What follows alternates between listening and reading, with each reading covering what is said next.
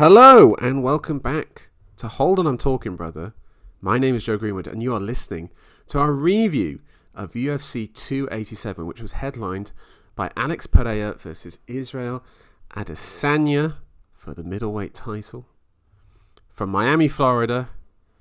And Tom, it was a night of surprises, of refinement, of retirements, and some pretty decent fights, I think we can agree. Yeah, revenge was the perfect conclusion for that, Joe. Revenge is what we saw in that main event. Revenge is what we saw in the celebration for the winner of Pereira Adesanya Mark IV.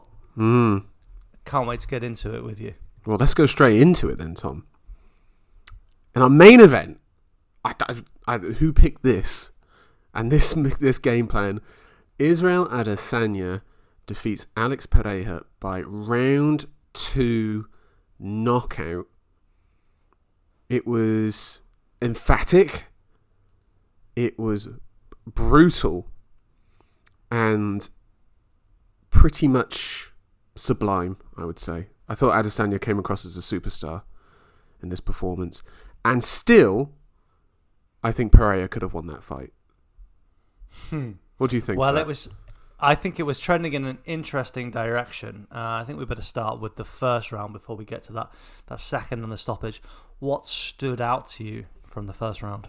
It was Pereira picking away at Adesanya and his legs in that first. Yeah, he was chopping leg kicks, Joe. Yeah. Eclipsed his total, his record for leg strikes landed for a whole fight in one round. Yeah, and that was clearly part of the plan from the Pereira camp. Yeah, that was a sensible one that we would expect to pay dividends later on in the fight. Yeah, exactly. It's kind of weird actually how it ended up going because of that second round finish. That Pereira obviously had this game plan of taking away the legs to draw Adesanya into punching range, and what he did was the sensible thing. And it was interesting as well because he did that in their first fight. And it didn't necessarily draw Adesanya into punching range, but what it did do was that it made Adesanya have to go first because he didn't want to get countered with the low leg kicks to throw him off balance and put him into a difficult situation. So Adesanya was having to go first in the first MMA fight. Whereas this time, Pereira was just chopping away at those legs to get him into punching range. And you saw it when they were out in the open space in the first round. Pereira was just chopping at the legs, couple shots to the body, but nothing going up top really. But as soon as Adesanya was up against that fence and he wasn't throwing, like as soon as he was square, you could see the blood in the water for Pereira, and he was just like, here's my opportunity, I'm about to take him out. And you saw that a little bit in the first round, and you saw it a couple times in the second. Well, yeah, on that first round, you noticeably could see him pick up the pace in that assault, where he would back Adesanya up, much like in the first fight, towards the end of the round. It was a pretty close round, Joe. Who did you lean towards? I mean, we did have that kind of blitz from Adesanya at the end. So, yeah, quite close in some books. How did you have it? I had it to Pereira. I didn't have that blitz being enough of a decider for him. I went with the damage that came from the leg kicks from Pereira over everything else. What about yourself? I mean, there was that forward pressure from Izzy early in the round. He was getting some shots off, but like a judge, one's attention is weighted always towards those last few minutes. And I think the defining thing of the round was the Pereira leg kicks, which were largely unanswered. Yeah, there wasn't much in the way of checking, and actually, whenever Adesanya threw, Pereira was mostly checking them, at least from what I could see of them. So yeah, I would give Pereira that advantage, and I actually felt the second round was going his way as well, up until it very much wasn't. Well, I mean, certainly Pereira felt that way because when the finish did come around, he was teeing off, Joe. He was absolutely unloading. We saw the full arse, and we saw the knee. We saw the body work. So he was ripping. Adesanya, of course, turtling up against the cage. Did you feel like Adesanya might be in trouble at that point? I thought the end was coming. Like, I thought the end was coming, and it was, but not the way that I expected. And do you know what was interesting as well was in the corner, Pereira was talking a lot, basically saying, like, I think I've got him. And he was very confident after the first round. I think he almost, like, rushed his game plan. Because I think if he stuck to that game plan and didn't, like, wade in the way that he did in that second round, I think he probably could have finished Adesanya, like, in the third or fourth. Like, if he kept just chopping away at the legs, but he waded in. And, well, Tom, sorry, I interrupted you. Well, just that, Joe. Just that. I mean, we haven't quite got to describing the finish yet, but what we can say before we get there is that Pereira will have some regrets. For sure. He will have some regrets because, as you say, it was working. He was looking great. He was. It was looking great. It was looking better than it was in the first fight. Yeah, but it basically, and Adesanya has said this now, that he declared that he was playing possum, which if he was doing that, then that is incredibly brave. For me, he certainly was. Yes, certainly was. I agree. It was it was a high guard. It was quite intelligent. Yes, he did eat a couple of rips to the body. Didn't look like he was too hurt to me though, Joe, and it really didn't take much when he did open up, when he did break that possum. I believe it was a light tap with the left, followed by a sweeping shot with the right. So Adesanya was up against the fence, flat against the fence, and Pereira came in, throwing the hooks to the body, and then the clinch knee. But the whole time, I watched it a couple times now, and there's a few times where I've watched it where I'm just watching Adesanya, and he's got the high guard up, but the whole time he's looking at Pereira, like his eyes are just fixed on him. He's fixed on the target, and then he threw the high knee. He resets, and then Adesanya throws the left, this sort of like left hook, left straight, and it's not really like a full punch, and he's literally done that to find the range to see where the right hand's going to go, and it comes immediately behind it. Pereira gets rocked, does this massive like leaning Tower of Pisa lean and back up, almost like an inflatable man sort of thing, and comes back up, and then the same shot again with the right hand, with the left hook coming behind it. Left hook doesn't land. Pereira's already on the ground. One hammer fist, and that's all she wrote. A beautiful finish from Adesanya, and then the celebration above of the bow and arrow, firing off three of them. And then he goes around, he walks around the cage, finds Adesanya's son, points at him, and Pereira's son, and then falls to the ground stiff of an impression of his father, who he has just knocked out. Because Pereira's son, when they fought in Brazil, when Pereira knocked Adesanya out, Pereira's son got into the ring and pretended to lie dead next to Adesanya. He's just a boy, Joe. He doesn't know. He didn't need to see that. I mean, the bow and the posturing over him, that was just prime time viewing. Oh. The stiff board in front of the sun is after hours savagery for me. That was close to the line. And his post-fight the speech post-fight was bold, brash, and out there. The man was charged up with emotion. Lovely to see him have his moments. I think, depending on whether you're a fan of Adesanya or outside of that camp, you're going to come away from that with very different opinions. Yeah, because he was pretty emphatic in his comments about moving past all those doubters, those haters, all those question marks against him after the first fight. After the first time he lost to Pereira, let alone the second and then the third time, from one sport to another, this man has bedogged him. He's followed him. And to finally vanquish that foe, I mean, that is truly a level of kind of, well, I'm going to say ecstasy in the moment, but also completion of the soul that few of us can truly touch. And he certainly let us know that, Joe. Yes. Us mere mortals cannot feel that feeling. Can you relate to Adesanya? I mean, I relate to him on many levels, as an athlete, as in terms of skills in my life that I have that aren't quite his kickboxing skills. But so, like that time they said that you'd never finish that third hot dog. Listen, brother, you'll get on my level one day, and I know you're trying to get there right now. But yeah, I'm chasing you down, Joe. You are chasing me down.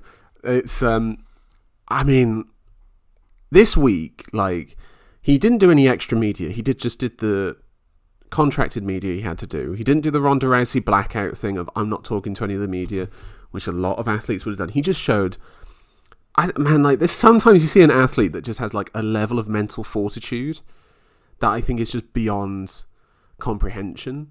And that's something that I keep like thinking about at the moment, is that like whenever people talk about certain athletes, or they talk about, oh, why did they do that? Oh, they're not good enough to do this. You have to realize is that like there's a reason why they're a pro athlete and we're not.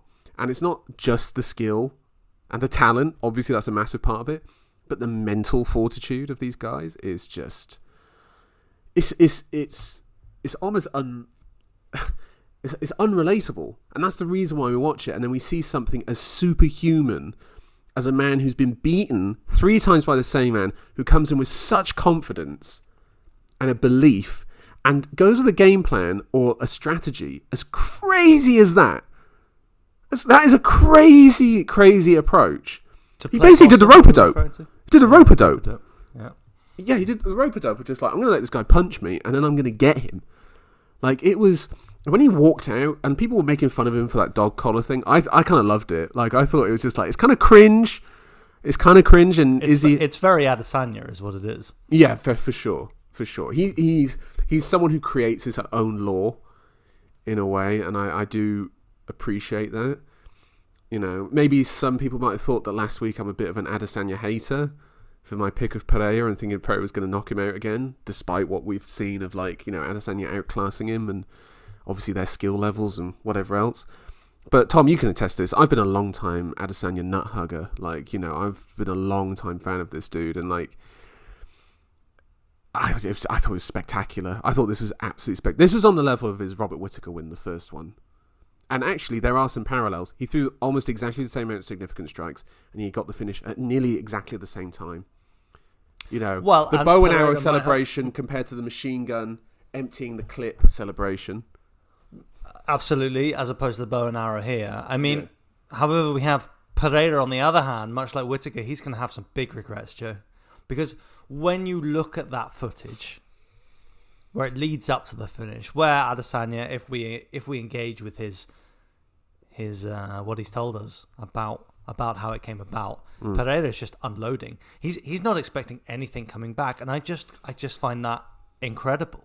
I find that absolutely incredible that Pereira was striking with such calmness. You look at him and he thinks he's closing the show. Yeah. And he's not had any read from Adesanya to suggest that could be the case. Yeah. He is throwing like there's not a chance that something will come back. The hands are not returning. No. They're not returning to guard, block. They normally don't with Pereira as well. Like, he has like his hands are very low. He's in the pocket, Joe. He's in the pocket. He's throwing clinch knees. He's throwing hooks to the body. I think we both know where your hands are when you throw to the body. Yeah. And they're certainly not ready for something that might come back. And when something did come back, Joe, he had nothing. He got caught flush and he got knocked out in brutal fashion. Where does that leave him? Well, I can tell you... Well, let's think about the middleweight contenders and think about this, that if Pereira had won, there's a lot of fresh matchups there, but now that Adesanya's won, there is none. There is nothing fresh at middleweight there. All you've got is rematches. Well, I think you're referring to the likes of Robert Whittaker, Marvin Vettori, Jared Cannonier. Like, those are the guys who are ranked underneath these two. So are you suggesting that in the knowledge that he might have to fight Robert Whittaker, he then threw the match to Adesanya to allow him to move up to light heavyweight? No, I think he was going to move up anyway. It's just that now, instead of going into a championship Whittaker match, does that to people. Yeah, but I think instead of a championship match, it's a contenders match he goes into. I think isn't that a push? In a way, yeah. In a way. Like, for me now, from here, Joe, like, this is how this sport changes. This is why we love it. For me, the narrative has changed, all right? You're telling me that Pereira goes up to light heavyweight, dusts off Jimmy Crute, right? And then you want to see him fight for the belt. Yeah, you can't be saying a win over. All right, Anthony Smith. Well, Anthony Smith has Johnny Walker, but Joe, I'm saying he needs more than that, doesn't he? After this loss, hold on. In a sport, yeah. But you got to remember now, they've merged with the WWE. Like, this is no longer a sport. That this is sports entertainment, as Vince calls it. You're saying a knockout over Jimmy Crute, yeah. But he's wearing the headdress when he comes in, yeah, for the walkout, yeah, and he really nails that bow and arrow, yeah. Then they're like, all right, get that lad in there. Yeah, absolutely. Of course they will. I don't think so. I don't think he's attained that place in no, they will though. They will though. He'll go up to light heavyweight. He'll knock someone out. And by the way, there's plenty of people you can knock out up at light heavyweight. I'm looking at you, Johnny Walker. Yeah, yeah. Like that Jamal Hill knockout thing. That's going to look like chump change compared to what Pereira will do to him. Then he'll get a title fight against Jamal Hill or Prohajka. Yeah, 2 guys that will oblige him on the feet. That's a mistake. And then you'll have Adesanya move up then. And the trilogy will be Adesanya then taking Pereira's belt. That's the story right there. That's the narrative. If you're going down the narrative route, that's what it's going to be. Oh, well, I'm all about the narrative, Joe, but I'm going to stand firmly against that. I do not see that coming to pass. What do you see? I really think Pereira is in the weeds a bit now. He is cut loose. He's floating out at sea. Yeah. The man has been knocked out in brutal fashion. Yeah. We already had some question marks. We knew he was early for a title shot. We've picked out some easy matchups for him at light heavyweight, but there are the likes of Ankalaev. So he's not going to face Ankalaev. Rakic. I just don't think he's got that kind of status. I just don't think he's attained it yet. He does. He does. He does now. He does now. Like, if they can have him win the light heavyweight belt, that's immediately got a title fight set up with Adesanya for a trilogy in MMA and the 5th fight overall. Like, there's no rivalry like this. Like, there is no rivalry like this. And I think that that's what they'll look to set up. You know, unless he stays at middleweight. You know, and Adesanya said he doesn't deserve a rematch for the trilogy yet. Of course he doesn't. Okay. We're unanimous in that. So then they'll give him Paulo Costa. Right? And then, what, he knocks him out. And then what? What does Adesanya do in the interim? Does he go up to light heavyweight and face Jamal Hill? I mean, you seem to be making the argument that the only path for Adesanya is to go up. I kind of feel like that chapter was closed. No, I'm not saying permanently. He's been slowly bulking up. He's been slowly bulking up over each camp. He's been adding a little bit more so that when he's going to eventually move up. That's confirmed. He's going to move up. Oh, this is the Joe Greenwood insider tips. Yes. This is the WhatsApp group in New Zealand that you belong to. Listen, it's all sorted. It's all sorted. He's going to move up over time. All right. So before that, then we talked about where Pereira's at. Adesanya next. Who's left for him at middleweight? There's nothing. The only other thing would be a Pereira rematch for the trilogy, and that's it. You say you don't think Dricus du Plessis can hang? Come on, man! Like, what are we doing? What are we doing? Unless you do du Plessis versus Paulo Costa as like a layup fight for him to set up a title fight, which that would be. Just imagine if Paulo Costa cleans him out. Then you do Paulo Costa Adesanya 2. This time it's personal, and then you go again. No, there's nothing. Adesanya's in this really weird position of lapping the division that's not filled itself back up again. I mean, it's not a good division. Let's be honest. It's not a good division. It's not a good division. No, I'm with you there. Especially not when we come to some other divisions we'll be talking about later on. I'm going to take the other side of this conversation. I'm going to take an alternative perspective. I think Adesanya's pretty comfortable at middleweight. I think Pereira upset the rhythm, but now we continue as normal. Rack up the record books, get back to looking at Anderson Silva's kind of legacy, challenging for it at middleweight. He's already accomplished the kind of challenge that he craved, that he sorted, that he was, pursuing in vanquishing Pereira. He wouldn't mind doing that one more time, perhaps, and just keep working through whoever comes up at middleweight. Talking about John Jones at light heavyweight, but without the outside the ring issues. Yeah, I mean, that's the good thing about Adesanya is that he does fight every 4.5 months. Like he's on a very decent clip. But who do you do? Do you just do Sean Strickland? You just say I mean, Joe, you can pick out any name in that division and it's going to sound hilarious. Now, Sean Strickland obviously sounds hilarious, but no more so than Paulo Costa Adesanya too. We both know that this these checks have been cashed. There's I cannot pick out a name in that division and say I'm intrigued to see how he matches up with Adesanya. I can't. Well, Khamzat Chimaev. Well, I don't see him now in the rankings, but yeah, that's certainly one to watch out for. So if they do Chimaev Costa, and he just blitzes him, it's enough. That's enough. It's with Chimaev standing right now, with the way that he's been going through people, that's enough. And with his status, with the state of middleweight, the state of it. Yeah, Chimaev runs through Paulo Costa in more brutal fashion than Adesanya. I mean, Adesanya undressed him in there, but let's say Chimaev outpowers Costa. He just swangs with him, Joe. Yeah, just full juice. Just knocks him out. Out juices him. Yeah, they both. It's just like worlds colliding. Hooks just. By the way, hooks. Did you see that Costa has signed a new contract with the UFC? That's fantastic. 4-fight deal. That's absolutely amazing.